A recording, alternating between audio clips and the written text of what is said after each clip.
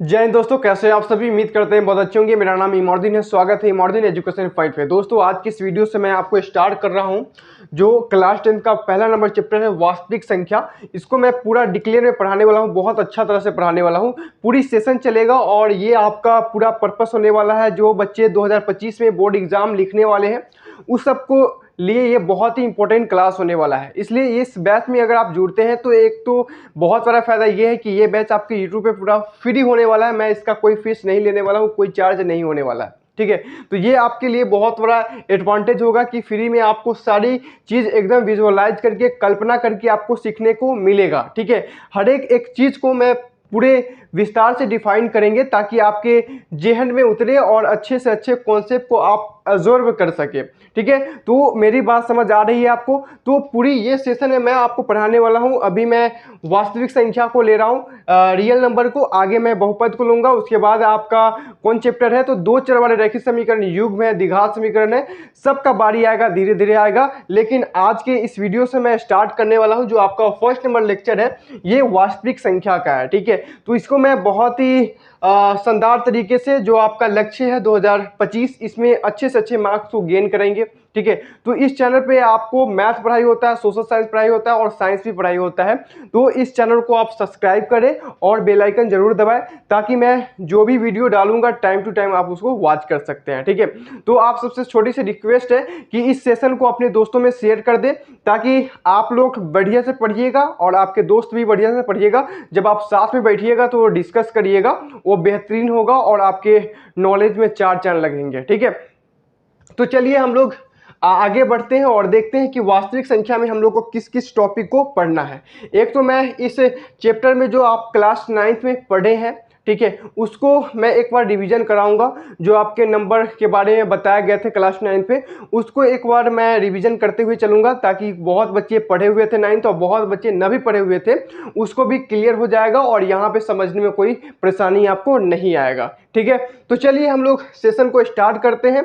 और आप लोग अभी तक वीडियो को लाइक नहीं किए हैं तो लाइक जरूर करिए, ठीक है। देखिए सबसे पहले हम लोग देखते हैं कि ये जो बैच है आपका टारगेट बैच होने वाला है, ये तो निश्चित है। चलिए यहाँ पे सबसे पहले समझते हैं कि वास्तविक और संख्या क्या होता है। संख्या के बारे में आप सभी लोग जानते हैं, नंबर होता है जैसे कि 1 2 3 4, जो हम सबसे छोटे क्लास में पढ़ते आ रहे हैं, अकाउंटिंग करते आ रहे हैं, ठीक है, गिनने की प्रैक्टिस करते आ रहे हैं, ठीक है। जैसे कि आप अभी मैंने बताया 1 2 3, इसी प्रकार से बहुत सारे क्या होता है वो संख्या होते हैं, ठीक है। अब देखिए यहाँ पे वास्तविक संख्या की बात आता है तो वास्तविक संख्या क्या होता है इस चीज को समझिए। देखिए वास्तविक संख्या उस संख्या को कहेंगे जिसे हम नंबर लाइन पे प्रदर्शित कर सकते हैं, यानी कि ये जो नंबर लाइन है इस पे हम दिखा सकते हैं, वो क्या होता है वास्तविक संख्या होता है, ठीक है। तो वास्तविक संख्या के बहुत सारे एग्जाम्पल हो सकते हैं, जैसे कि अभी मैंने बताया कि 1 2 3 4, इसी प्रकार 5 6 7, ये सब क्या हो जाएंगे आपका वास्तविक संख्या हो जाएगा। क्योंकि अगर हम ये नंबर लाइन पे अगर बैठाने के प्रयास करें तो देखिए आपको 1 है 1 मिल जाएगा, 2 मिल जाएगा, 3 मिल जाएगा, 4 मिल जाएगा, 5 मिल जाएगा, 6 मिल जाएगा, ये सब मिल जाएगा। इसके साथ साथ अगर और कुछ नंबर ले लें जैसे कि 1.5, ठीक है, अगर मान लीजिए कि 2.5, ये सभी संख्या है ना, ये सभी नंबर है, भले ही पॉइंट पे है लेकिन नंबर तो है ना। इसी प्रकार अगर हम कहेंगे कि 5.8 ले लेते हैं, ठीक है, ये भी क्या है नंबर है। अगर इसको भी अगर हम नंबर लाइन पे बैठाने के प्रयास करेंगे तो बैठा सकते हैं। देखिए यहाँ पे जो वैल्यू है 1.5 यानी कि 1 से बड़ा है और 2 से छोटा है ना। तो देखिए इसका जो होगा वो 1 और 2 के बीच में होगा, कहीं ना कहीं यहाँ पे होगा, ठीक है। तो इस बात को अगर आप अच्छी तरह से समझ रहे हैं तो आपके लिए ये बहुत ही इंपॉर्टेंट होगा। उसी प्रकार आप देख सकते हैं कि यहाँ पे 2.5 है, तो 2.5 ये 2 से बड़ा है और 3 से छोटा है, तो इसका जो वैल्यू होगा आपका 2 और 3 के बीच में होगा, कहीं यहाँ पे, ठीक है। तो इस चीज को आप लोग देखिएगा, है ना। इस चीज को अगर आप समझ रहे हैं तो बहुत ही बेहतरीन होगा आपके लिए, है ना। तो कहाँ था यहाँ पे, ठीक है। उसी प्रकार 5.8 है जो कि आपको 5 से बड़ा है और 6 से छोटा है, तो इसका भी कहीं यहाँ पे होगा लेकिन 6 के आसपास होगा, ठीक है। तो इस प्रकार से आप प्रदर्शित कर सकते हैं नंबर लाइन को, ठीक है। उसी प्रकार कुछ और संख्या होते हैं जैसे कि √2, ठीक है। उसके बाद √3, इसको भी हम नंबर लाइन पे अच्छी तरह से प्रदर्शित कर सकते हैं। कैसे? तो देखिए आपको मैं बता दूं कि √2 का वैल्यू क्या होता है। अगर हम लिखें कि √2 का वैल्यू क्या होता है मेरे दोस्त, तो आप लोग जानते हैं क्या होता है। तो 1.41 इस प्रकार ऐसी होता है, 1.41 इसी प्रकार से ये इन्फिनाइट तक जाती है। तो इसका भी वैल्यू देखिएगा तो 1 और 2 के बीच में है, यानी कहीं ना कहीं आपको यहीं पे मिलेगा। ठीक है, तो आई होप कि आपको ये बात समझ आ गया होगा। अगर जरा भी डाउट है तो कमेंट तो करना ही, लेकिन आई होप कि आपको पूरा क्लियर हो गया होगा कि वास्तविक संख्या क्या होता है जिसे हम नंबर लाइन पे प्रदर्शित कर सकते हैं, उसे वास्तविक संख्या कहते हैं। क्लियर है? हम लोग आगे बढ़े, आगे कुछ और संख्या के बारे में हम लोग जानते हैं। मैंने पहले बताया था कि कुछ मैंने रिवीजन कराऊंगा, उसके बाद मैं डायरेक्ट पॉइंट पे आऊंगा और एक्सरसाइज भी कराऊंगा इस वीडियो में। ठीक है, तो चलिए आप लोग पूरा कंट्रास्ट बना के रखिए। ठीक है, हम आपको एक एक चीज बताते हैं। देखिए यहाँ पे मैं नंबर लेकर के आया हूँ। ठीक है, नंबर तो मैं आप लोग जानते ही हैं कि नंबर होता क्या है, हालांकि इस चीज़ को बताने की हमें ज़रूरत नहीं है। नंबर क्या होता है, जो अकाउंटिंग में एक दो आता है, जो कि मैंने अभी रिपीट भी किया। नंबर आपको दो प्रकार के हो जाते हैं। पहला वास्तविक संख्या, जिसकी चर्चा अभी हम कर रहे थे। दूसरा आपको काल्पनिक संख्या होती है, जो अभी हमको चर्चा करना भी नहीं है। अगर क्लास 10th में बात करें तो अभी हमको काल्पनिक संख्या के बारे में नहीं पढ़ना है, लेकिन इसके बारे में थोड़ा सा हम लोग जान लेंगे कि काल्पनिक संख्या क्या होता है। ठीक है, देखिए वास्तविक संख्या को मैं बताया कि जिसे हम नंबर लाइन पे प्रदर्शित कर सकते हैं उसे वास्तविक संख्या कहते हैं। और काल्पनिक संख्या जैसे इसका अपोजिट कर सकते हैं कि काल्पनिक संख्या जिसे हम नंबर लाइन पे प्रदर्शित नहीं कर सकते हैं उसे हम लोग क्या कहते हैं, काल्पनिक संख्या कहते हैं। ठीक है, तो इसके बारे में हम लोग डिटेल में क्लास 11th में पढ़ेंगे। अगर आप क्लास 11th में इंटर में अगर आप साइंस लेते हैं और उसी साइंस में फिर मैथ्स लेते हैं तो आपको ये बेहतरीन तरीके से पढ़ना है। ठीक है, तो ये क्लास आपका 11th का पार्ट है तो वहां पे पढ़ेंगे। लेकिन देखिए अगर हम काल्पनिक संख्या का कुछ एग्जांपल की बात करें तो काल्पनिक संख्या कुछ इस प्रकार से होता है कि √2। ठीक है, √, अगर मैं आपको कहिएगा कि √2, तो आप बताए थे कि √2 जो है ये क्या है कि आपको तो वास्तविक संख्या में बताए थे, लेकिन यहाँ पे अगर √-2 की बात करें तो ये आपको काल्पनिक संख्या हो जाती है। ठीक है, इसी प्रकार कुछ और संख्या होते हैं √5, ये सब क्या हो जाता है, आपको काल्पनिक संख्या होते हैं, जो कि मैंने दो एग्जाम्पल भी बता दिया। ठीक है, तो आई होप कि आपको ये भी बात समझ आ गया होगा। ठीक है, आगे बढ़े, चलिए देखते हैं आगे। अब देखिए यहाँ पे आपको वास्तविक संख्या की अगर हम बात करते हैं, ठीक है, वास्तविक संख्या आपको दो प्रकार के हो जाएंगे। पहला परिमेय संख्या, दूसरा अपरिमेय संख्या। देखिए परिमेय संख्या और अपरिमेय संख्या के बारे में अभी डिटेल में थोड़ी देर में बात करेंगे।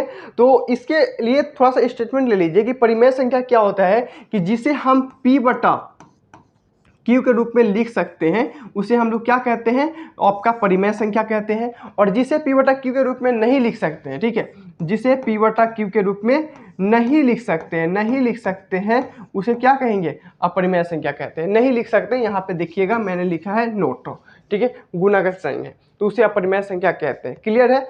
तो चलिए यहाँ पे समझते हैं। इससे पहले आपको कुछ और संख्या समझना पड़ेगा, उस संख्या को हम लोग देखते हैं। इसे अगर आप नोट नहीं कर रहे हैं तो वीडियो को पॉज करके जरूर नोट करिएगा, आपके लिए फायदा होगा। ठीक है, तो देखिए यहाँ पे जो आगे सबसे पहले मैं बता दूं कि यहाँ पे प्राकृत संख्या की बात कर रहा हूं मैं। क्या? प्राकृत संख्या, नेचुरल नंबर। हालांकि इसके बारे में आप क्लास 9th में अच्छी तरह से पढ़े हैं, लेकिन यहाँ पे हमें बताना मेरा फर्ज बनता है, क्योंकि बहुत बच्चे पढ़े भी हैं क्लास 9, तो बहुत बच्चे न भी पढ़े हैं। तो हमें सबको लेके चलना है, सबको एक जैसा बनाना है, क्योंकि आप लोग अच्छे से अच्छे मार्क्स लाए। ठीक है, तो देखिए अगर हम प्राकृत संख्या की बात करते हैं तो प्राकृत संख्या को इंग्लिश में नेचुरल नंबर कहते हैं। सो हम लोग डिनोट करते हैं कैपिटल N से। ठीक है, देखिए जो प्राकृत संख्या होती है, अगर हम आपको कहें कि किसी भी चीज़ को अगर हम गिनने के लिए देंगे, मान लीजिए कि मैं 1 और 2 का कॉइन आपको गिनने के लिए दे रहा हूँ, तो आप गिनती कहाँ से स्टार्ट करते हैं? आप 1 से करेंगे क्या? कभी 0 से स्टार्ट करेंगे क्या? 0 से नहीं करेंगे। माइनस से करेंगे क्या? नहीं करेंगे, 1 से स्टार्ट करेंगे। तो प्राकृत संख्या वैसी संख्या को कहेंगे जहां आपको 1 हो, 1 के बाद ये अनंत तक जाए। ठीक है, तो प्राकृत संख्या का कॉन्सेप्ट हो गया। उसी प्रकार आपका पूर्ण संख्या का कॉन्सेप्ट होता है। पूर्ण संख्या को इंग्लिश में होल नंबर कहते हैं, जिसे W से रिप्रेजेंट करते हैं। प्राकृत संख्या में अगर हम सिर्फ 0 ऐड कर देते हैं तो ये एक पूर्ण संख्या होता है। इसका एक और हम बोलते हैं, अगर कहें कि 0 प्लस अगर नेचुरल नंबर कर दे तो इसका ये फार्मूला भी हो जाता है। ठीक है, अगर आपसे पूछे कि पूर्ण संख्या का अगर डायरेक्ट से फार्मूला क्या हो जाएगा, तो देखिए 0 प्लस अगर n, अगर 0 में नेचुरल नंबर को जोड़ देते हैं तो क्या हो जाएगा, आपका पूर्ण संख्या हो जाएगा। क्लियर है।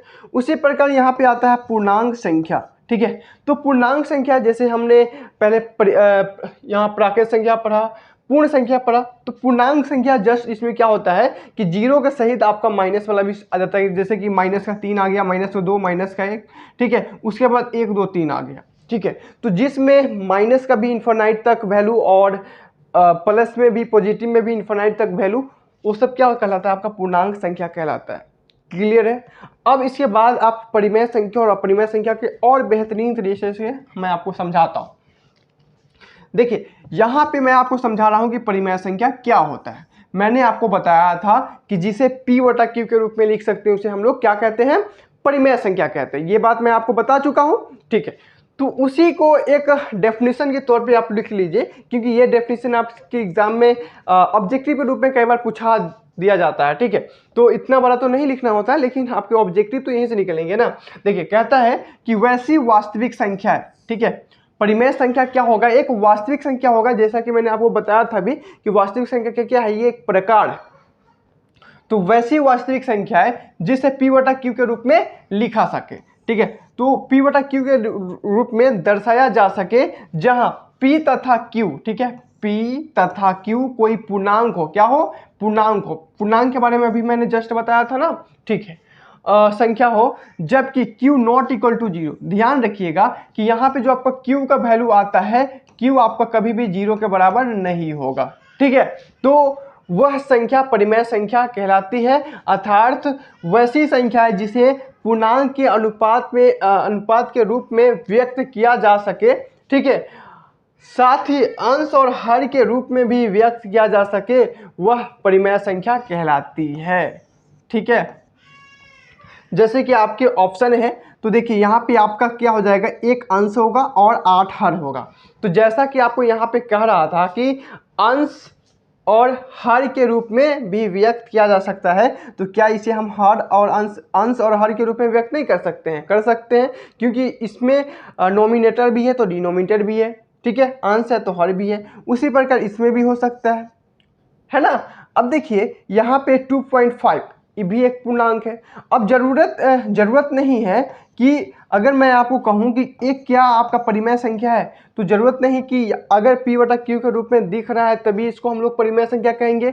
अब देखिए बच्चों, यहाँ पे 1 है और नीचे में कुछ नहीं, तो 1 तो होता है ना, तो 1/1 क्या हो जाएगा, आपको P/Q के रूप में दिख सकते हैं ना, परिमेय संख्या हो जाएगा। ठीक है, इसी में एक कॉन्सेप्ट होता है कि आपका जो दशमलव प्रसार होता है, इसका तो जो परिमेय संख्या होता है या तो शांत होगा या फिर अशांत होगा, तो आवर्ती होगा। ठीक है, अब इसका वैल्यू क्या होता है, देखिए अशांत मतलब तो समझ सक रहे हैं कि जो आपको पूरी कट जाए। ठीक है, उसको शांत कहते हैं। और अशांत अनावर्ती क्या होता है, वो पूरी तो कटे, लेकिन यहाँ पे देखिए 2.5, ठीक है, ये पॉइंट में आकर के कट गया है। ठीक है, और जो शांत होता है वो डायरेक्ट एक ही बार में कट जाता है। ठीक है, तो आपको एक तो हो सकता है शांत और एक अशांत अनावर्ती होता है। क्लियर है, तो शांत और अशांत के बारे में आप समझ गए होइएगा। आगे और एक कॉन्सेप्ट होता है, उसको भी देख लीजिए। यहाँ पे अपरिमेय संख्या होता है, अपरिमेय संख्या इरेशनल नंबर होता है। ठीक है, तो वैसी वास्तविक संख्या जिसे P/Q के रूप में नहीं लिखा जा सके, जैसा कि मैंने पहले ही आपको बताया था, जा सके उसे अपरिमेय संख्या कहते हैं, अर्थात वैसी संख्या है जिसे पूर्णांक के अनुपात के रूप में नहीं लिखा सकता है, यानी कि अनुपात जो होता है, रेशियो होता है, उसके रूप में नहीं व्यक्त किया जा सकता है। ठीक है, और साथ ही अंश और हर के रूप में भी व्यक्त नहीं किया जा सकता है, वह क्या होता है, अपरिमेय संख्या कहलाती है। ठीक है, जैसे कि आपका √2 हो गया, √5 हो गया, पाई हो गया। अब सोचिएगा कि यहाँ पे पाई का जो वैल्यू होता है वो 22/7 होता है। तो दोस्तों ये तो अंश और हर के रूप में लिख सकते हैं। तो मैं बता दूं कि यहाँ पर पाई का वैल्यू ये जो है, ये लगभग में 22/7 होता है, एग्जैक्ट नहीं होता है। ठीक है। इसलिए यहाँ पे 22/7 का संबंध नहीं होगा मेरे दोस्त, यहाँ पे सिर्फ पाई का संबंध होगा। और पाई एक क्या होता है, इरेशनल यानी कि अपरिमेय संख्या होता है। क्लियर है। उसी प्रकार अगर हम कहेंगे कि दशमलव प्रसार अशांत अनावर्ती होता है, तो अनावर्ती का मतलब क्या होता है वो मैं बता दूं कि अगर आपको मैं बताऊं कि √2 का वैल्यू क्या होता है, ठीक है, तो √2 का वैल्यू जो होता है 1 पॉइंट आपको 4142 इस प्रकार से होता है। और ये डैश डैश डैश से इन्फानाइट तक जाती है, अनंत तक जाती है।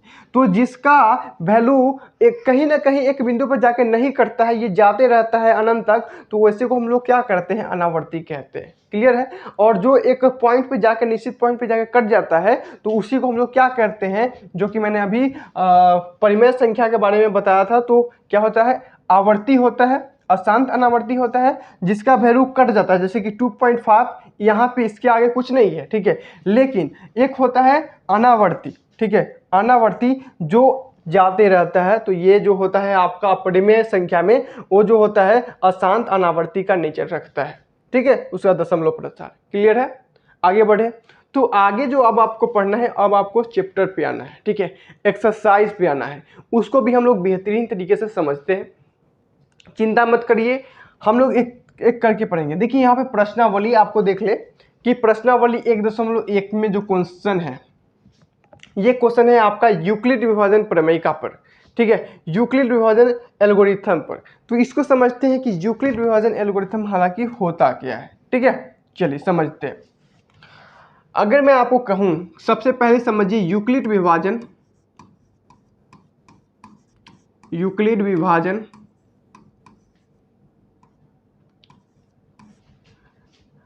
यूक्लिड विभाजन प्रमेयिका,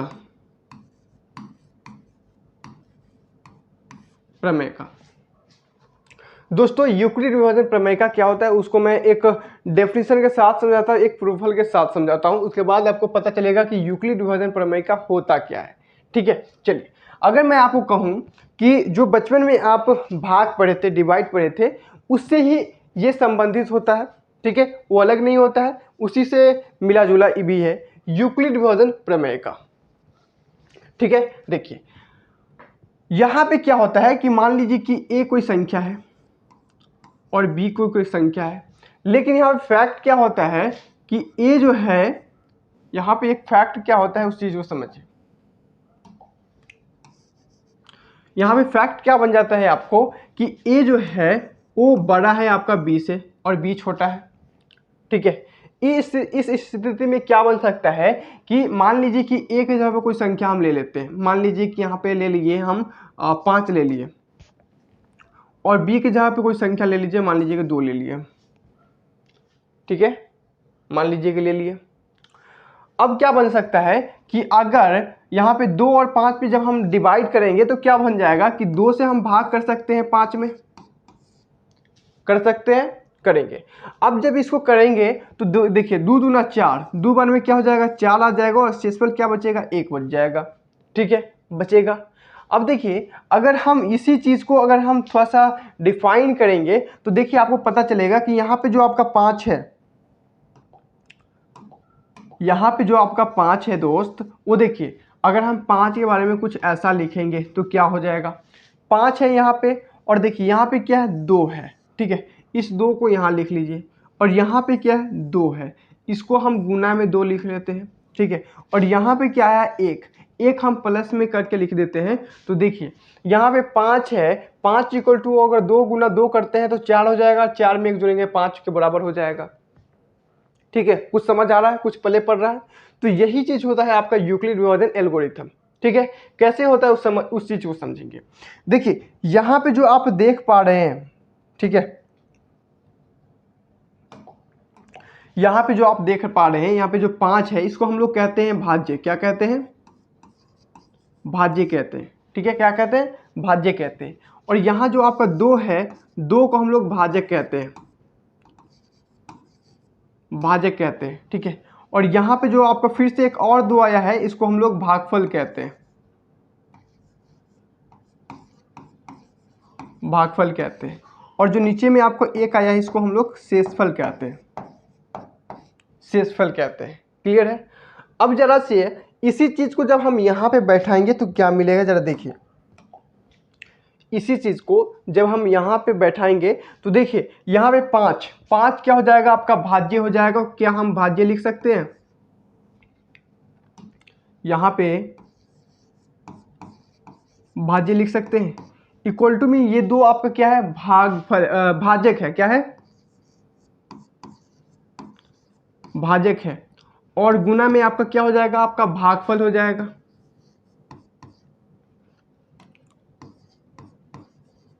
भागफल हो जाएगा और प्लस में आपका क्या हो जाएगा, तो शेषफल हो जाएगा, शेष हो जाएगा। ठीक है। इस चीज को अगर और हम विस्तार से लिखेंगे तो देखिए यहाँ पे मैं आपको बता दूं कि यहाँ पे जो भाज्य होता है इसको हम लोग ए कहते हैं, यहाँ पे जो भाजक होता है इसको हम लोग बी कहते हैं, और जो भागफल होता है इसे हम लोग क्यू कहते हैं, और जो शेषफल होता है इसे हम लोग आर कहते हैं। ठीक है। अब इसी चीज को जब यहाँ पे बैठाएंगे तो हमें क्या मिलेगा, जरा देखिए। यहाँ पे जो भाज्य के जगह पे क्या लिख सकते हैं, फिर से ए लिख सकते हैं। इक्वल टू में भाज्य के जगह पे हम क्या लिख सकते हैं, तो आप बी लिख सकते हैं। और गुना भागफल के जगह पे हम क्यू लिख सकते हैं। और प्लस में शेषफल की जगह पे हम आर भी लिख सकते हैं। बिल्कुल लिख सकते हैं। अब देखिए आपको पता चलेगा कि यहाँ पे मैंने a equal to B Q plus R हो गया है, तो यहाँ पे जो आपको स्टेटमेंट मिला है ये a equal to B Q plus R, ठीक है, ये एक फॉर्मूला के रूप में हो जाएगा, जो कि आप डायरेक्ट देखिएगा तो a के जगह पे क्या हो जाएगा, 5 हो जाएगा, b के जगह पे 2 हो जाएगा, और q के जगह पे फिर से 2 हो जाएगा। हालांकि ये वैल्यू आया है, मैंने तो अपना से कुछ नहीं ना लिखा है, और r के जगह पे आपका 1 हो जाएगा। यही चीज आपका यूक्लिड विभाजन प्रमेय का कहता है। ठीक है। कहता है कि अगर कोई धनात्मक पूर्णांक है, ठीक है, अगर कोई धनात्मक पूर्णांक है उसमें अगर एक और धनात्मक b नाम के पूर्णांक से अगर हम डिवाइड करते हैं, ठीक है, तो a equal to B Q plus R हो जाता है। ठीक है। यानी कि जो a इक्वल टू होगा वो आपका पहले भाजक गुना भागफल प्लस शेषफल होता है। यही चीज आपको क्या कहता है, यूक्लिड विभाजन प्रमेय का कहता है। क्लियर है। इसमें जो एक छोटी सी स्टेटमेंट होता है उसको समझिए। इसमें क्या होता है कि यहाँ पे जो शेषफल है, यहाँ पे जो शेषफल है वो क्या होता है, या तो आपको जीरो से क्या होता है, आपका बड़ा होता है किसका मान, तो b का मान। किसका, एक मिनट, जो आपका शेषफल होता है ये तो जीरो से या तो बड़ा होता है, क्या होता है, जीरो से, एक मिनट, जीरो से या तो बड़ा होता है या फिर बराबर होता है। ठीक है। और इसके बाद जो आपका b होता है ना, जो आपका b होता है वो हमेशा r से क्या होता है, बड़ा होता है। ठीक है। इस चीज को छोटी से कॉन्सेप्ट है, इसको आप जरूर नोट डाउन करिएगा। अब इस चीज को मैं आपको समझाता हूं थोड़ा विस्तार से, उसके बाद मैं आपको आगे बढ़ाऊंगा।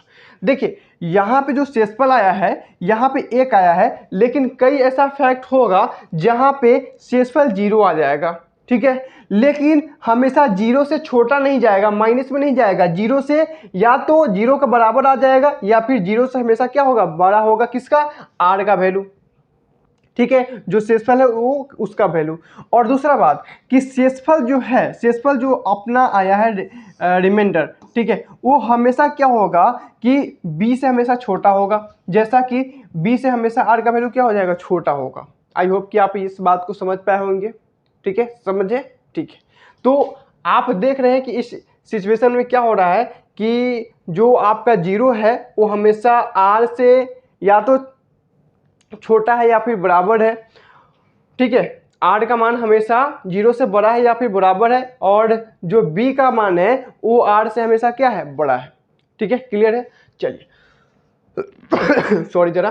ठीक है। तो इतना बात क्लियर है। तो यही स्टेटमेंट आपको क्या कहता है, आपको यूक्लिड विभाजन प्रमेय का कहता है, कुछ अलग नहीं है। तो आई होप कि आप ये बात समझ गए होइएगा। तो यूक्लिड विभाजन जो प्रमेय का है ये क्या है, कथन है, ये सिद्ध किया हुआ कथन है, जो कि मैंने एक उदाहरण के साथ आपको सिद्ध किया हूँ पूरा। ठीक है। इसके बाद जो आपको पढ़ना है वो पढ़ना है यूक्लिड विभाजन एल्गोरिथम। ठीक है। तो यूक्लिड विभाजन एल्गोरिथम, हालांकि ये दोनों मिला जुला है, लेकिन कई बार कोई बच्चे कहते हैं कि दोनों समान चीज है, तो दोनों समान चीज नहीं है, अभी मैं आपको बताता हूं। ठीक है, ये क्या है, एक आपका प्रमेय है जो सिद्ध किया हुआ है, लेकिन यूक्लिड विभाजन एल्गोरिथम क्या होता है कि इसी सिद्ध किए हुए कथन को एक दूसरे कथन को सिद्ध करने में हम लोग इस्तेमाल करते हैं। क्लियर है? तो चलिए उसको हम लोग कैसे सिद्ध करते हैं, जो हम लोग कुछ एक क्वेश्चन लेते हैं। ठीक है, एक क्वेश्चन लेके हम लोग करते हैं। सपोज मान लीजिए कि मेरे पास है, मान लेते हैं कि 5 है और एक 9 है। ठीक है, 9 मान लिए है। अब देखिए, अगर हम आपको कहेंगे कि ये दोनों संख्याओं का हमें HCF बताइए, मैं आपको बता दूं कि यूक्लिड विभाजन एल्गोरिथम जो होता है वो किसी भी दो संख्या को HCF निकालने में मदद करती है। हम आपको लिख दें कि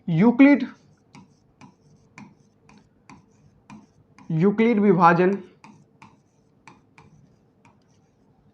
एक मिनट, विभाजन एल्गोरिथम का प्रयोग करें।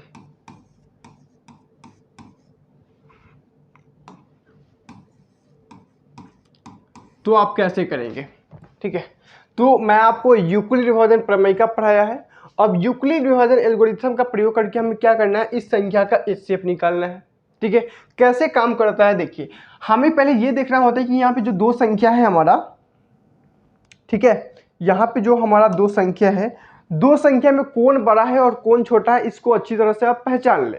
ठीक है, तो इसको पहचानिएगा, तो यहाँ पे जो 9 है ये बड़ा है किससे, तो 5 से। ये पहचान पा रहे हैं, यानी कि जो आपको बड़ा है, ठीक है, उसको A मान लीजिए और जो छोटा है उसको B मान लीजिए, जैसा कि मैंने उदाहरण में भी आपको दिया था। ठीक है, इतना करने के बाद आप क्या कर सकते हैं तो आप देखिएगा कि यूक्लिड विभाजन प्रमेय का जब लगाइएगा, यूक्लिड विभाजन प्रमेय का,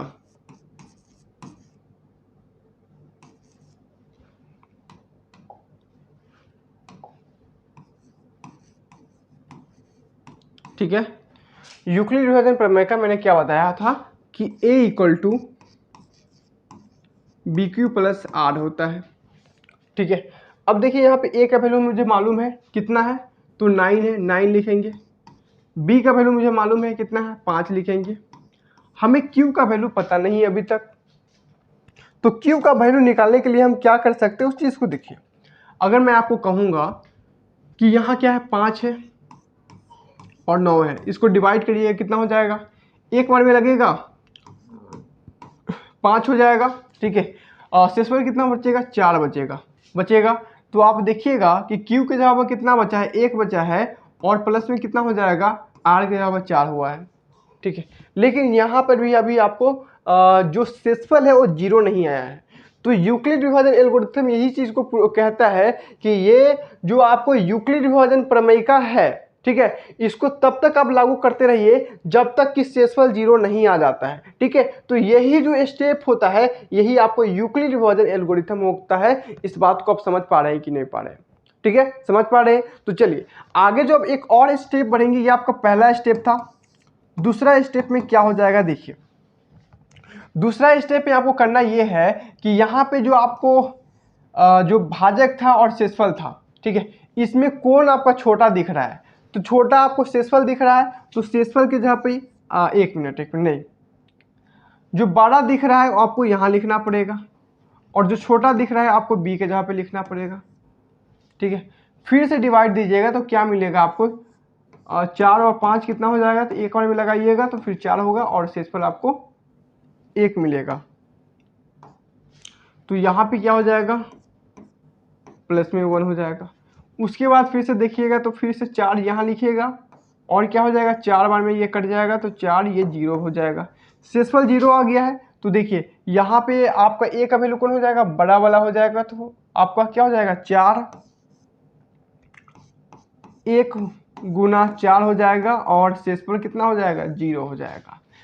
अब यहाँ पे जो शेषफल 0 आ गया है तो यहाँ को जो आपको भाजक होगा, ठीक है, यहाँ पे जो आपको भाजक है एक है, यही आपको क्या हो जाएगा, HCF हो जाएगा, ठीक है। तो यहाँ पे जो आपको दो संख्या मैंने लिया था, कौन था, तो दो संख्या 9 और 5 था, इसका HCF क्या हो जाएगा मेरे दोस्त, 1 हो जाएगा। इसी चीज को आप लिख लीजिएगा, ठीक है। जहाँ पे 0 आ जाएगा, ठीक है, जहाँ पे 0 आ जाएगा उसका जो भाजक होगा, ठीक है, भाजक होगा वही मेरा क्या हो जाएगा, HCF हो जाएगा। जैसा कि यहाँ पे भी भाजक 1 है और यहाँ पर भी विभाजक 1 है, यही मेरा क्या हो गया, HCF होगा। और यही प्रोसेस हम क्या कहते हैं, यूक्लिड विभाजन एल्गोरिथम कहते हैं, ठीक है। तो आई होप कि आपको ये बात समझ आ गया होगा। हम लोग आते हैं एक्सरसाइज पे और क्वेश्चन को करते हैं, ठीक है। देखिए यहाँ पे प्रश्नावली 1.1 का जो पहला नंबर क्वेश्चन है, कहता है कि निम्नलिखित संख्याओं का HCF ज्ञात करने के लिए यूक्लिड विभाजन एल्गोरिथम का प्रयोग कीजिए, ठीक है। तो देखिए यहाँ पे जो पहला संख्या है आपको 135 और 225, इसका क्या करना है, हमें HCF निकालना है, किसका मध्य, यूक्लिड विभाजन एल्गोरिथम से, ठीक है। देखिए यही क्वेश्चन है आपको कि 135 और 225, ठीक है। आपको इसमें सबसे पहले क्या देखना होगा कि आपको इसमें सबसे पहला जो चीज़ है कि कौन छोटा संख्या और कौन बड़ा संख्या, इसको पहचान कर लीजिए, ठीक है। तो आपको मैं बता दूं कि यहाँ पे जो 135 है ये आपका छोटा संख्या होगा किससे, तो 225 से। इस बात को पहचान पा रहे हैं। अब यहीं पे आप देख सकते हैं कि जो बड़ा होगा उसको हम लोग A मान लेंगे, यानी कि 225 को। जो आपका छोटा होगा उसको हम लोग B मान लेंगे, यानी कि 135 को। इतना कर सकते हैं। उसके बाद आपको यहाँ पे क्या लगाना पड़ेगा, यूक्लिड विभाजन जो प्रमेयिका का सूत्र होता है उसको लगाना पड़ेगा। क्या होता है यूक्लिड विभाजन प्रमेयिका, ठीक है। यूक्लिड विभाजन प्रमेयिका जो होता है आपको कहता है कि A = BQ + R। इसी चीज को प्रूफ किए थे हम लोग। तो देखिए A के जगह पर हमें क्या मिल रहा है, यहाँ पे हमें मिल रहा है 225, ठीक है। और B के जगह पे हमें क्या मिल रहा है, तो मिल रहा है 135 मिल रहा है। और यही आपको फिर से इंटू में हो जाएगा और Q का वैल्यू और R का वैल्यू मुझे निकालना पड़ेगा, ठीक है। तो इसे निकालने के लिए हमें क्या करना पड़ेगा, हमें रफ करना पड़ेगा। तो रफ आप पेज में कर सकते हैं या फिर ये स्टेटमेंट के साथ आप जरूर लिखिएगा, ठीक है। लेकिन आपको जो साइड में पेज बच जाता है, ठीक है, उसमें आप रफ भी कर सकते हैं, कोई दिक्कत नहीं होगा एग्जाम में भी। तो देखिए आपको मैं रफ करके बताता हूँ। रफ आपको क्या करना पड़ेगा, 135 और 225 यही करना पड़ेगा। अब देखिए यहाँ पे कितना बार में लगेगा, एक बार में लगेगा, 135 हो जाएगा। आपको देखिए 15 में से जब 5 जाएगा तो 10 का शून्य हाथ में 1 बचेगा। और यहाँ क्या है आपको 11 बचेगा, 11 में से 3 जाएगा तो कितना बचेगा आपको, 8, 1, 9 बचेगा, ठीक है। तो इससे आपको क्या हो जाएगा, आपको मिलेगा जो आपको Q होगा 1 होगा और प्लस में कितना हो जाएगा, R के वैल्यू 90 हो जाएगा। इतना बात समझ आया। उसके बाद फिर से ये पहला प्रोसेस था, पहला स्टेप था। दूसरा स्टेप भी हम लोग करेंगे। दूसरा स्टेप में क्या होगा कि यहीं पे हम लोग जो आपका B का वैल्यू अभी तक था वो A का वैल्यू हो जाएगा, ठीक है, 135 हो जाएगा। अब देखिए यहाँ पे जब आप करिएगा तो सबसे पहले लिख लीजिए कि A का वैल्यू क्या हो जाएगा, आपको 135 हो जाएगा और B का वैल्यू आपका 90 हो जाएगा। और आगे क्या आ रहा है उसको देख लीजिए। फिर से आपको एक बार में लगाइएगा तो क्या हो जाएगा, 90 हो जाएगा। और यहाँ पे देखिएगा तो आपको 5 हो जाएगा और यहाँ पर से 13 में से 9 जाएगा तो आपको 4 बचेगा, ठीक है। क्लियर है, यानी कि 45 से आ रहा है तो 1 प्लस कितना हो जाएगा, 45 हो जाएगा, ठीक है। ये आपका दूसरा स्टेप है। यहाँ पर भी आपका शेषफल जो है 0 नहीं आया है। फिर हम लोग तीसरा स्टेप करेंगे। तीसरा स्टेप में देखिएगा तो यहाँ जो 45 है ये छोटा है और जो 90 है ये बड़ा है। ये आपको इस प्रकार से बन जाएगा, ठीक है। तो इस प्रकार से करिएगा तो फिर क्या हो जाएगा, आपको 2 बार में कितना हो जाएगा, तो 90 हो जाएगा, यानी कि शेषफल यहाँ पे 0 आ गया है। तो देखिए यहाँ पे क्या हो जाएगा, आपको सबसे पहले 90 = 45 और गुना में 2 और शेषफल कितना हो जाएगा, 0।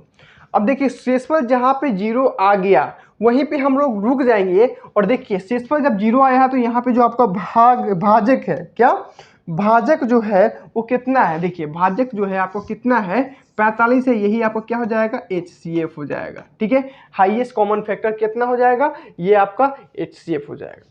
तो इस नियम को जो है ना लॉन्ग डिवीजन भी कहते हैं, लेकिन ये है आपको दो संख्याओं का HCF निकालने में काफ़ी हेल्पफुल होता है और आपके क्लास 10 पे यही सिलेबस है। अगर आपके एग्जाम में पूछता है कि आप HCF निकालिए तो इसी नियम से निकालना आपको ज़्यादा बेटर रहेगा। ठीक है, चलिए, तो आई होप कि आप समझ गए। तो इस यहाँ पे जो आपको 45 आया है, ये दोनों संख्याओं का क्या हो जाएगा HCF हो जाएगा। क्लियर है, तो अतः करके आप लिख भी दीजिएगा, यहाँ पे लिख देते हैं हम आपको, अतः जो संख्या था आपका, संख्या कितना था, तो यहाँ पे 135 और 225। ठीक है, इसका जो HCF की अगर हम बात करेंगे, ठीक है, HCF की इक्वल टू कितना हो जाएगा, तो 45 हो जाएगा। यही क्या हो जाएगा आपका आंसर हो जाएगा। बात समझ आया। हम लोग अगला क्वेश्चन की तरफ बढ़े, चलिए अगला क्वेश्चन को हम लोग देख लेते हैं। देखिए अगला क्वेश्चन यहाँ पे कितना है, तो 196 है और यहाँ पे क्या है आपका 38/20 है। ठीक है, ये भी एक संख्या है, बहुत बड़ा संख्या है, लेकिन कोई बात नहीं, हम लोग करेंगे। इसमें भी आपको सबसे पहले देखना है कि कौन बड़ा है। तो यहाँ पे 196 जो है ये क्या है, छोटा है किससे, तो 38/20 से। ठीक है, ये आप सब क्या है, तो ये आपका छोटा है 38,220 से, ये क्या है 196 बहुत छोटा है।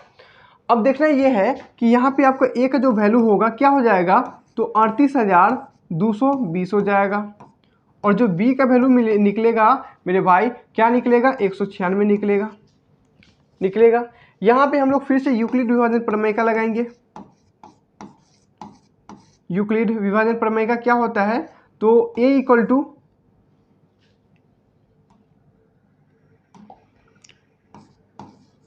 टू क्या होता है, BQ प्लस R होता है, यही होता है। अब ए का वैल्यू हमें क्या पता चल गया है, तो देखिए कितना है 38,220 है। ठीक है, और बी का वैल्यू क्या मुझे पता चल गया है, तो 196 ये क्वेश्चन में दिया हुआ है। फिर से हमें क्या करना पड़ेगा, हमें एक छोटा सा रफ करना पड़ेगा, यानी कि 196 में कितना है, तो 38,220 है ना, इसमें लगाइएगा कितना हो जाएगा, एक बार में लगेगा कितना हो जाएगा, 196 हो जाएगा। 12 में से 6 जाएगा कितना बचेगा, तो 12 में से 6 जाएगा तो आपको बचेगा 6। उसके बाद यहाँ पे 17 में से 9 जाएगा कितना बचेगा, तो 17 में से 9 जब जाएगा तो आपको बचेगा 8। उसके बाद यहाँ पे 2 में से 1 जाएगा तो 1 बचेगा। उसके बाद फिर से 2 हम लोग उतारेंगे। अब देखिए आगे आप कितना बार में लगा सकते हैं, तो इसे आप जब आप मल्टीप्लाई करिएगा तो आपको 9 बार में लगेगा। ठीक है, आप मल्टीप्लाई करके भी देख सकते हैं। मल्टीप्लाई जब 9 से करिएगा कितना हो जाएगा, देखिए 9 छक 6 नवा कितना होता है 54, यानी कि 9 छक 54 का कितना लिखेंगे, 4 लिखेंगे, हाथ में कितना हो जाएगा 5। 9 नवा 81 और 81 और 5 कितना हो जाएगा 86 के 6 और हाथ में 8। 9 एकम 9 और 9 और 8 कितना हो जाएगा, तो 17 हो जाएगा ना, 17 लिखेंगे।